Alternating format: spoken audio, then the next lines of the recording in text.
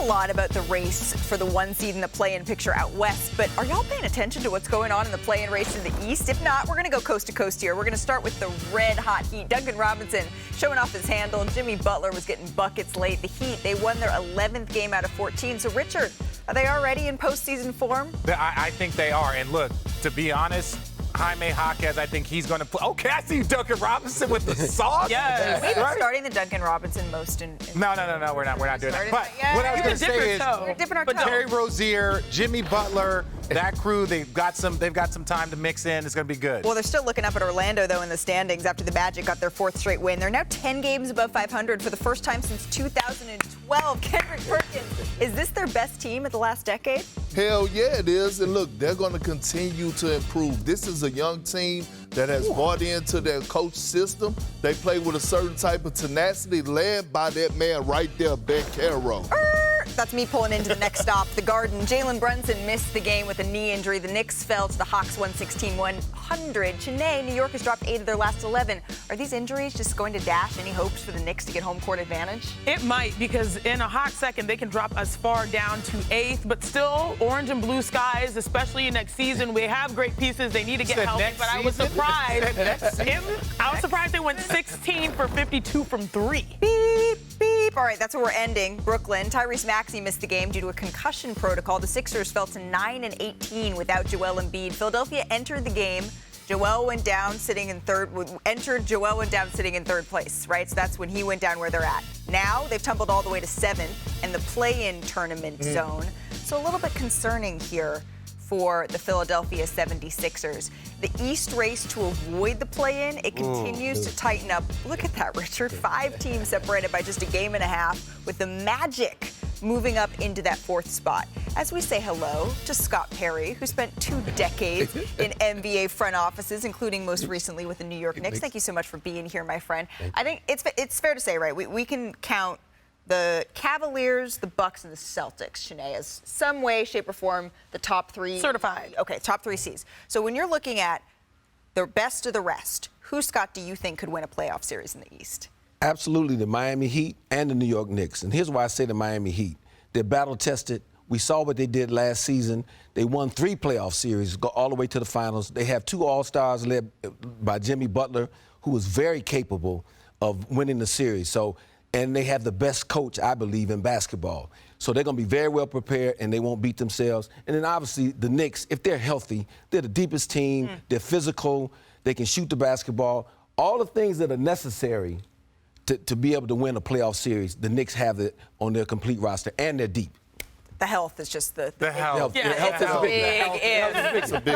But look, you look at even Denver, right? They win the championship because that was the first year that they've been healthy in 3 years. And so health is such a big part of it. I look at the New York Knicks. I look at them, to me, as a very scary team. So you don't know when everyone's going to get back. But when they were healthy, they looked like they could have been a team that could possibly go to the NBA Finals the way they were playing. Their defense, their offense, the way everything was clicking. And I think, look, when you look at Josh Hart has raised his level. There's different guys that have kind of used this opportunity to up their game. If they can maintain that intensity and get everyone back healthy, then they could be a problem. For me, it's the Knicks. I'm giving you this one shot, okay? Golden opportunity. Go ahead, give me a slap across the head. Oh, wow. But anyway, look, I deserve that. You know why? Because when the Miami Heat was struggling, Richard enjoyed that that's so okay, much. that's fine. No, when the Miami Heat was struggling, I was like, you know what? It's time to trade Jimmy. And you did say that. For that. Because when the time is right, they always step up to the plate, and now they're playing playoff-type basketball, and it's the culture once again. Yes, Jimmy is out there doing what he does best, but I look at what Bam is providing on both ends of the floor, the growth of the young players coming into the system, and right now, this team is playing agenda-free. Guys are playing within the team, and when I look at this team, I'm like, man, not only do I know, but the rest of the Eastern Conference know that we don't want to see the Miami Heat. Oh, Boston looks at them. Boston. They're doing double take. I'm right there. Look, if the Knicks are healthy, it's a whole different conversation, right? And our fingers crossed are that they get their health very soon. But the truth of the matter is that the Heat are healthy, and they are coming. And this is when they really play their best version of basketball and start gearing it up. And as much as we like to forecast seeing them, oh, yeah, it's the Heat, like we know that they're going to be good, they still find ways to compete. Now, when we talked about James Harden going to the Clippers, a lot of people looked at those first 6 games and were like, oh, it's not going to work. It took a little while for Terry Rozier to find his momentum and his chemistry. And now that that is found, you've got an all-star in Bam, you have just overall this identity that has helped them move forward. It's them. Like, top tier, was it Celtics, Bucks, Cavaliers? Yeah. Heat are right there at the right time. Yeah. There's something to be said for experience, and they have it in spades, talking about the Miami Heat. Yep. And they're going to have the confidence. I remember talking to someone just a couple of months, even when they were hurt, even when they were downtrodden a little bit, and saying, you guys don't really fear anybody in the conference, do you? And they made that face. Absolutely not. But I think we should ask this question again in 2 weeks, because health is going to be such a key factor in whatever we're discussing in terms of who could make that noise. Scott Perry, thank you so much for spending some of your day with us. Coming up here on NBA Today, Kevin Durant and the Suns, Richard, shocked the defending champs. Is it time to start believing in Phoenix? I heard you have some sizzling thoughts. I do.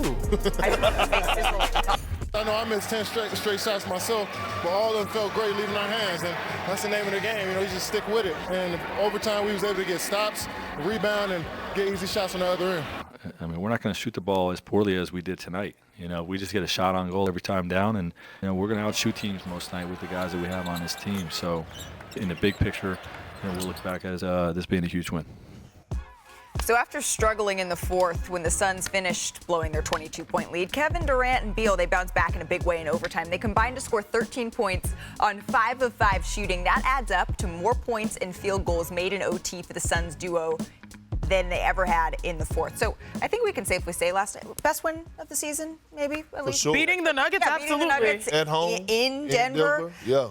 But let's talk a little bit big picture here, because the big three, no Devin Booker again last night, they've only played in 23 games for the Phoenix Suns. They're 14-9 in that stretch. I would have thought they would be a little bit better there. Do they have time to put this together, a championship team, a championship run? They do, but they need that big three on the floor. But I'll tell you this, a lot of people will see the numbers. What did he finish with? 35 points, right, in this game, Kevin Durant. I love the field goal attempts, because everyone underestimates KD because he is so efficient. I know that's like a basic word, but he will give you MVP points per game off of what? 17, 18 shots. He was intentional. Did he shoot the ball 34 times last night?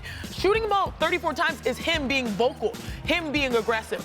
Also, looking at their construction defensively, he is relied upon defensively as that second-level defender. So I think there are a lot of aspects to KD's game that may seem quiet, but him taking those shots shows that he wants to be aggressive, he wants to win, he is competing. He took the tough shots, and like this is historically something he has not done that I appreciate. Well, look, they have to, we keep talking about it, they have to be healthy, right? If they are healthy, in my opinion, they can beat anybody. If they are banged up, if they got guys in and out of the lineup, they can lose to anybody. So when I look at, yes, is Kevin Durant good enough to lead a team to a championship? 1,000%. I don't think his game has dropped off in any sort of substantial way that could say, like, oh, he's still not that guy. He is very much that guy. 27 points a game, 50% shooting, 40% from three, and he's having to play some small ball 4 and 5, so he's actually having to help them playing other positions, not having Bradley Beal for a large portion of the season, and he's still that efficient. So with double teams and box and ones going.